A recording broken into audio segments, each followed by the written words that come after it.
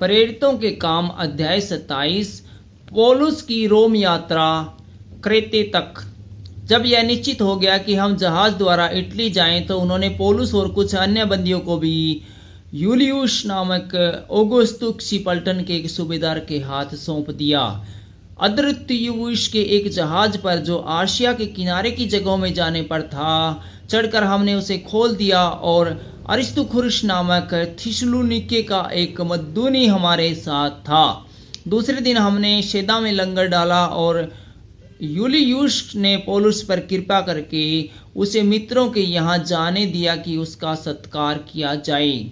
वहाँ से जहाज खोलकर हवा विरुद्ध होने के कारण हम साइप्रस की आड़ में होकर चले और किलिकिया और पंफूलिया के निकट के समुद्र में होकर लूसिया के मूरा में उतरे। वहाँ सूबेदार को सिकंदरिया का एक जहाज इटली जाता हुआ मिला और उसने हमें उस पर चढ़ा दिया।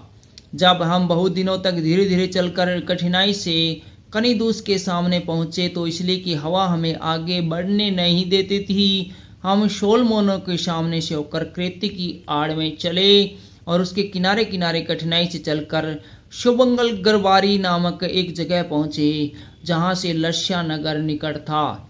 जब बहुत दिन बीत गए और जल यात्रा में जोखिम इसलिए होती थी कि उपवास के दिन अब बीत चुके थे, अतः पौलुस ने उन्हें यह कहकर समझाया, हे सज्जनों, मुझे ऐसा जान पड़ता है कि इस यात्रा में विपत्ति और बहुत हानि न केवल माल और जहाज की वरन हमारे प्राणों की भी होने वाली है।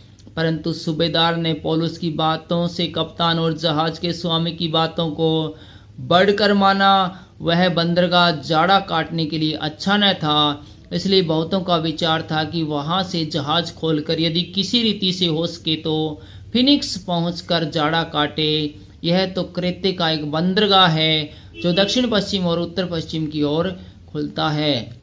समुद्र में तूफान। जब सब कुछ दक्षिणी हवा बहने लगी तो यह समझकर कि हमारा अभिप्राय पूरा हो गया, लंगर उठाया और किनारा धरे हुए क्रेते के पास से जाने लगे। परंतु थोड़ी ही देर में जमीन की ओर से एक बड़ी आंधी उठी जो यूरकुलिन कहलाती है। जब आंधी जहाज पर लगी तो वह उसके सामने ठहर न सका, अतः हमने उसे बहने दिया और इसी तरह बहते बहते चले गए। तब कोदा नामक एक छोटे से टापू की आड़ में बहते बहते हम कठिनाई से डोंगी को वश में कर सके। फिर मल्लाहों ने उसे उठाकर अनेक उपाय करके जहाज को नीचे से बांधा और सुरतीस के चोर बालू पर टिक जाने के भय से पाल और सामान उतार कर बहते चले गए। जब हमने आंधी से बहुत हिचकोले और धक्के खाए तो दूसरे दिन वे जहाज का माल फेंकने लगे और तीसरे दिन उन्होंने अपने हाथों से जहाज का साज सामान भी फेंक दिया। जब बहुत दिनों तक सूर्य न दिखाई दिया न तारे दिए तो बड़ी आंधी चलती रही, तो अंत में हमारे बचने की सारी आशा जाती रही। जब वे बहुत दिनों तक भूखे रह चुके तो पौलुस ने उनके बीच में खड़े होकर कहा, हे लोगों, चाहिए था कि तुम मेरी बात मानकर क्रेते से न जहाज खोलते और न यह विपत्ति आती और न यह हानि उठाते। परंतु अब मैं तुम्हें समझाता हूँ कि ढांढस बांधो, क्योंकि तुम में से किसी के प्राण की हानि न होगी पर केवल जहाज की।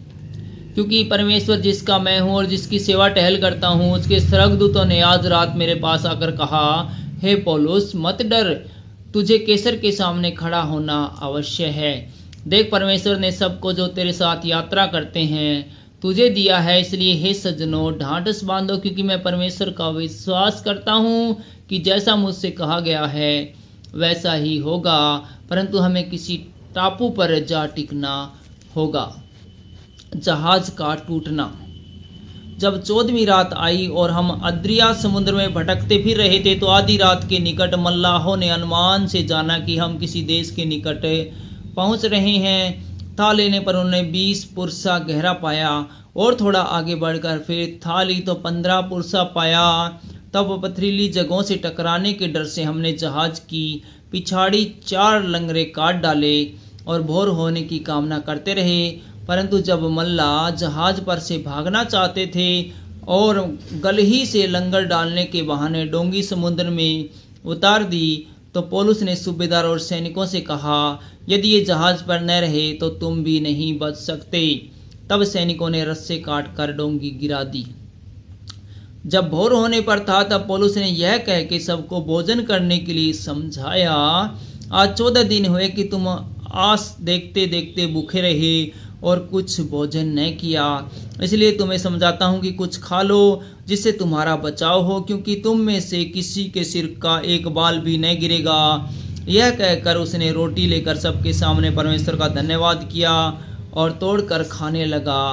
तब वे सब भी ढांढस बांधकर भोजन करने लगे। हम सब मिलकर जहाज पर 276 जन थे। जब वे भोजन करके तृप्त हुए तो गेहूं को समुद्र में फेंककर जहाज हल्का करने लगे। जब दिन निकला तो उन्होंने उस देश को नहीं पहचाना, परंतु एक खाड़ी देखी जिसका किनारा चौरस था, और विचार किया कि यदि हो सके तो इसी पर जहाज को टिकाए।